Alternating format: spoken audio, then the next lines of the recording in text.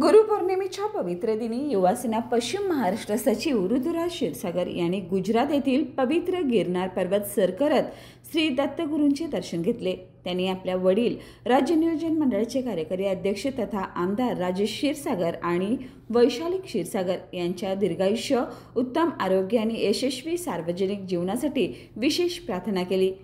कोल्हापुरातून निघालेल्या युवासेनेच्या पदाधिकारी आणि कार्यकर्त्यांसह ऋतुराज क्षीरसागर यांनी तब्बल 10,000 पायऱ्या केवळ 3 ते 4 तासात पार करत गिरनार पर्वत सर केला।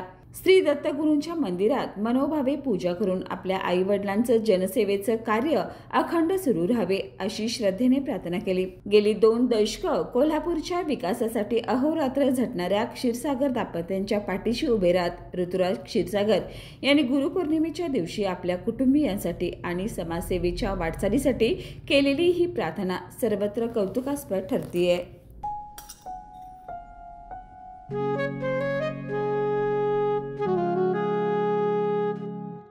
बाबा, आज येताना बासुंदी घेऊन या ना। अगं, कालच आपण आईचा वाढदिवस होता म्हणून आणली होती ना। ऐकलं? गोकुळची बासुंदी पुन्हा खावीशी वाटतेय। खरं सांगू, मलाही खावीशी वाटतेय। पुन्हा पुन्हा खावीशी वाटणारी गोकुळ बासुंदी।